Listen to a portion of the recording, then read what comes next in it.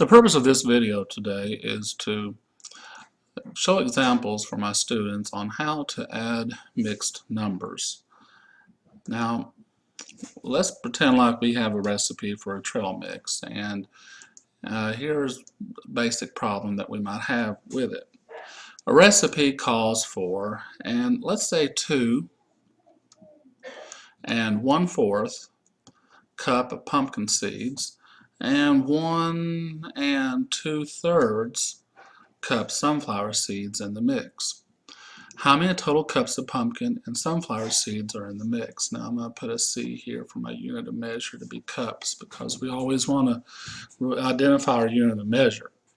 So if our recipe calls for 2 1/4 cups and 1 2/3 cup, we need to try to figure out how we can take these mixed numbers and add them together so that we can find out how many total cups there are.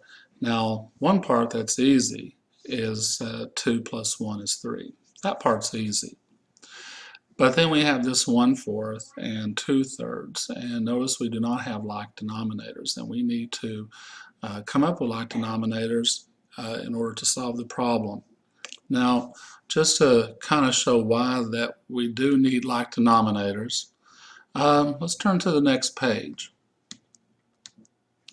Here I have some models of what 2 1/4 and 1 2/3 looks like. Notice that we have 2 whole bars that are white, and then we have 1/4 of a bar, and then 3/4 is shaded gray. So this is what 2 1/4 looks like. This is what 1 2/3 looks like. Here we have 1 whole bar, and we have 2/3 here in the white, and then we have 1/3 shaded gray. And while we can say that we have 1 2 3 wholes, because we have 1 2 3 whole bars that are white, it's hard to figure out how much exactly 1/4 here and 2/3 here would equal. So it's always best that we try to work these out using like denominators, because we just can't estimate what 1/4 and 2/3 is with any accuracy. At least most people can. So here we'll write the problem down again. We have 2 1/4 plus 1 2/3. And I'm going to go ahead and come over here and put my like denominators. And I'm only going to focus on our fraction parts, the number parts. I'm going to leave them alone.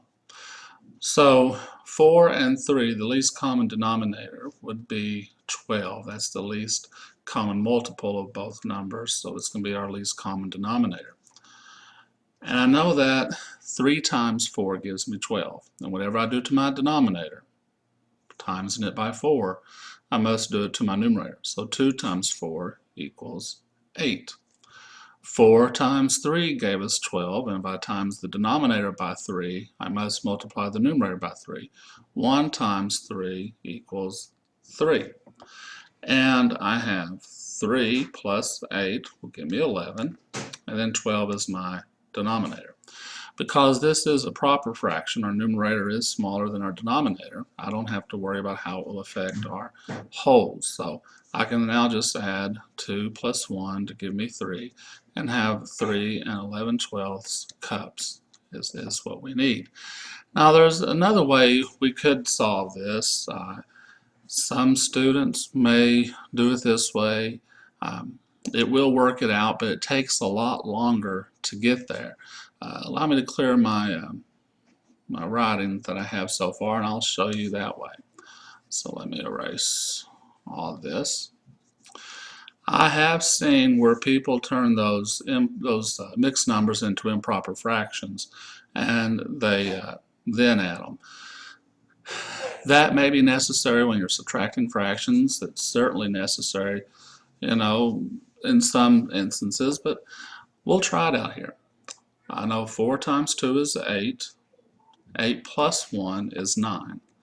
And then my denominator is 4. The formula for this on how I got that numerator 9 could simply be you take your denominator, you times it by your whole number, designated by the W, and then that product, you add the numerator. So you follow that formula and it'll help you convert a mixed number into an improper fraction. An improper fraction being one where the numerator is larger than your denominator.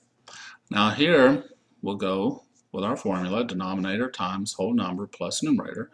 3 times 1 is 3, 3 plus 2 is 5, and then there's our 3. Now, we can go ahead and solve this. It's just going to be a little bit more difficult because we'll have larger numbers to deal with. And then we'll have to convert everything from an improper fraction to a mixed number at the end.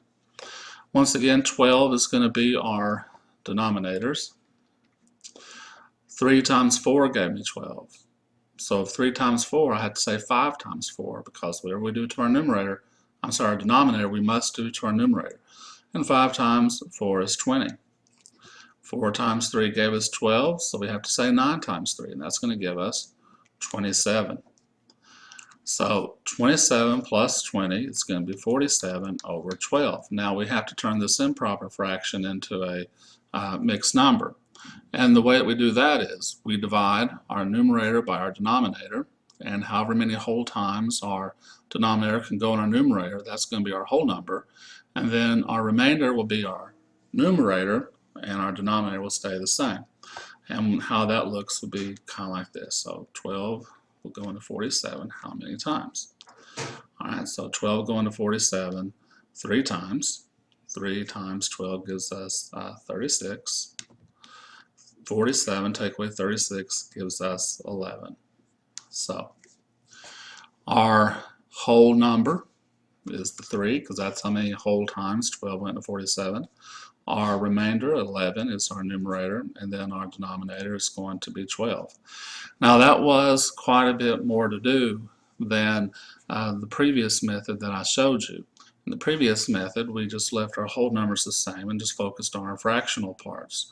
That's what I recommend doing. This part here is very long, and if it wasn't for the fact of showing how to convert a mixed number into an improper fraction and then how to turn an improper fraction into a mixed number, it wouldn't have really been worth my while to show that. But I'm going to go ahead and clear the board now, and let me explain how important it is to have those like denominators when we add by showing a model. Here we have, once again, our 2 and 1/4. We have 2 wholes and then 1/4 of a whole. Here we have 1 whole and 2/3 of a whole. Right off the bat, we were able to add those 1, 2, 3 wholes, and we put those right here. Then I took that 1/4 and I put it here. And then I took 1, 2, those 2/3, and I put them here. Now notice there's a little gap here. Now that gap that you see, that's how much less than a whole we have.